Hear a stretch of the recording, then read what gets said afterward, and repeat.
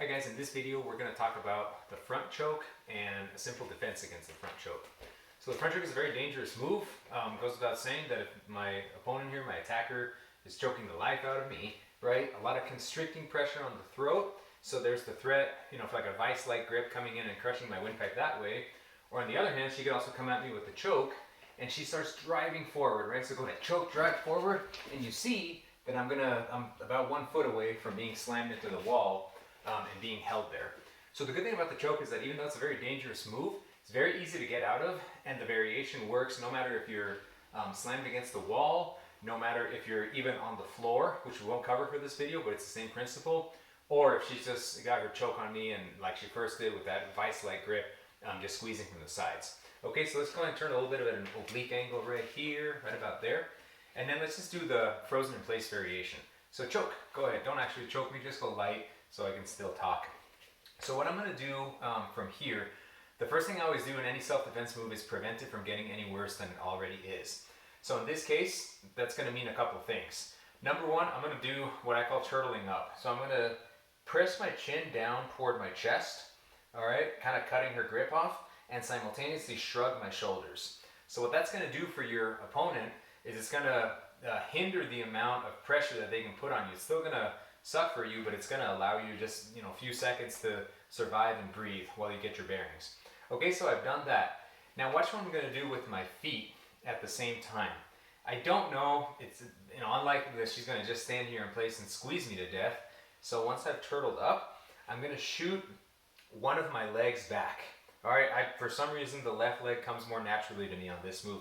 So I'm shooting that leg back, so if she was pressing forward, go ahead. I have a wider stance, and it's not so easy for her to just manhandle me into the wall. So one more time, choke, just light pressure. Turtle up, chin down, shoulders up. Left leg or right leg, I prefer left leg. And I'm on the ball of my foot, okay? So I'm not flat-footed, I'm on the ball, so I can, kind of provide a little bit of counter pressure.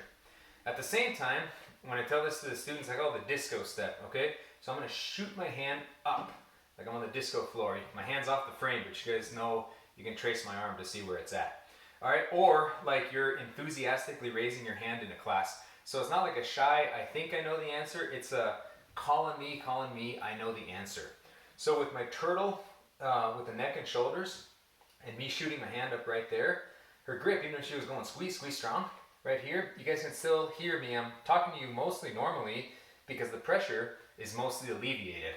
I've kind of canted her wrist a little bit, and now I don't have to worry about that full force coming in at me on my neck. So turtle, step back like I've done, and shoot up. Disco fever, or I know the answer, however you want to think of it. All right, from there, as is always the case with any kind of powerful punch or anything like that, it's going to be your hips that break the move, okay? But I'm going to do one thing with my hand before I get my hips involved. So I'm going to shoot over right here, all right? I'm kind of creating a trap right there. This is almost optional, but it just provides that much more measure of security. So when I'm here, shoot my hand over, not really grabbing it or anything, just kind of trapping in place. And again, further bending her wrist down with the weight of my arm, kind of sucking in that arm toward my core. And now is when my hips kick in. So watch just my lower body, waist down, I'm here. And even if she's squeezing super hard, squeeze super hard right there, I'm just reorienting, okay? So if I try to fight fire with fire, she grabs me right there, and I start trying to pry it off or something, even if I'm stronger than her, I'm not gonna win, okay? But if I'm here, I can go either fast or slow, it doesn't really matter. I'm probably gonna do fast because I'm in the heat of the moment. So I'm here, and you see those hands come right off, okay? So she's basically fighting my entire hip and core musculature as I twist, and this arm serves as a, kind of frame, like it's parrying the hands away. So one last time with the choke, I'm here, turtle, step back, get myself a little wider stance, chin down, shoulders up, raise my hand, and again, this happens all at the same time. So I'm here, right there. All right, step two, semi-optional step, come in, trap the hands right there, and then what I'm gonna do from here is I'm just twisting and breaking the grip. All right, from there, you see I always do the follow-ups because the fight's not over. Opponent's still enraged, coming at me, whatever the case may be. So I'm gonna go here, elbow right there, it's right there available. Even a throat chop, whatever. I prefer the elbow right there. Palm strike, knee to the groin, kick to the groin, depending on how far away we are, and that's pretty much it. If we're here, let's demonstrate a little bit on the wall, okay? So if we're pinned right there. All right, it's the same kind of principle.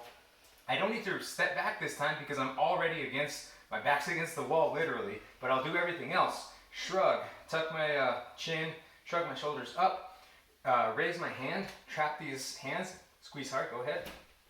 And I'm here, right there. Okay, the harder she pushes in a way, the harder it is on your wrist, right? So not a good time for the opponent. So that's the front choke right there, you guys. Whether you're in place, whether you're against the wall, the defense is the same.